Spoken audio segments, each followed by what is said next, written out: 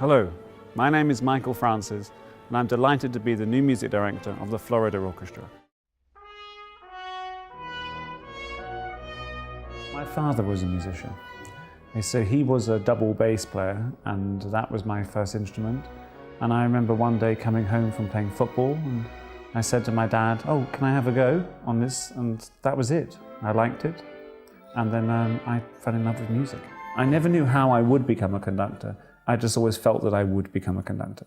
Actually, I was probably in my early teens when I thought, do you know what, I think conducting's the thing for me. And then I started doing a little bit at school. I went to a university, then I went to the Royal Academy of Music. I felt the best possible way to learn how to conduct an orchestra was to join one. So I was fortunate enough to join the London Symphony Orchestra, travelled the world with them, had a great time, and I really had a chance to speak with the players, speak with the conductors, and learn how it works on the inside. And when I was in the London Symphony Orchestra, then some conductors went sick, and I was always the one who'd either put his hand up or be brave or stupid enough to say, well, let me have a go. I had a rehearsal once in Lithuania, and the conductor, Valery Gergiev, was late, and so the managing director came up to myself and another bass player who conducted and said, would one of us take this rehearsal in 2 minutes' time? And it was Shostakovich Fourth Symphony, and I said, okay. And that was it, and that kind of started the whole snowball rolling down the hill. Yes, I really was jumping in at the last minute, and I got a reputation for that early in my career as being someone who you could just ring up at the last minute, and that was really my way in. When I come to the orchestra, I try to show as much as I possibly can with my hands, or my expressions, or my movements.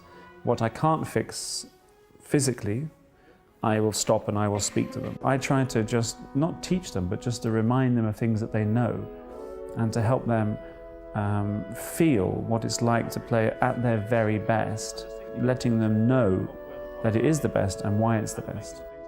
And I feel it's very much on the conductor to be a chief communicator. So I will talk with the audience, I will also give pre-concert talks and occasionally write program notes. I feel it's very, very much part of my role is to help the audience to actually understand the man behind the music, who was the composer, what was going on at the time, what was going on emotionally, what was going on in the context of history, because all of us can relate to the human interest of the story, even if we don't necessarily understand all the complexity of the musicology.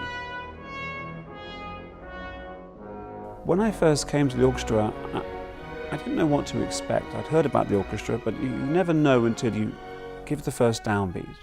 And as soon as I did, and even just the way the orchestra welcomed me, I could sense there was something very special here. I'm thrilled to be living here in Tampa Bay.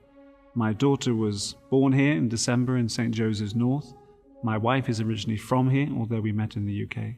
And of course I have the joy of all of her family being here as well. But the real reason I'm here is not just for familial reasons. It's because of this orchestra. When I first came here, the first rehearsal, I knew straight away there was something very special here. And the relationship they have with the audience, and I felt from the audience, and with the great management in the orchestra, it really felt like a natural marriage. And they're highly trained. Our orchestra is full of musicians who trained at Curtis, at Juilliard. We have some from the Beijing Conservatoire. We love how we balance the experienced musicians who've been there, some of them for decades, alongside some young talent as well. Now I feel the institution is extremely well run. Michael Pasternak is a very fine CEO and president. We have some of the strongest artistic leadership in the nation. And so with Michael Francis joining us, suddenly we're completely reinventing ourselves. The energy, the vibrations that one feels, the youth we see in our audiences is new and fresh and exciting. It is the start of a whole new era, a whole new beginning for the organization. One believes in the power of music, the capacity for it to enhance your life in the deepest possible way, well then it should be shared. And I think what we feel at the Florida Orchestra is that our boundaries should not be limited by the size of our concert hall. It shouldn't just be for 1,500 to 2,000 people or more. It should be for the whole community. And when I first came here, I noticed the orchestra have already been doing good work in this area. I just turned it up a level because it's a form of cultivation. We're taking what is good already in in Tampa Bay, but we're trying to blossom it and open it up and help people to listen. We performed in the airport, we performed in boys and girls clubs and retirement centres, and working with youth orchestras again. But really an orchestra can reach in such a powerful way. It can heal and bring together society.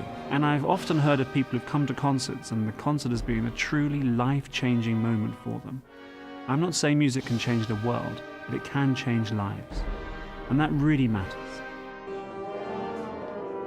The feeling I have before I enter the stage very much depends on the piece that I'm doing, of course. And then so the last sort of thing I do is I'm very relaxed, I don't tend to get nervous, and I'm quite calm. Then I'll just take a moment, get quiet, I'll say a prayer, and then I will then just think of the first tempo, the very first piece, and I go out there and I see what happens.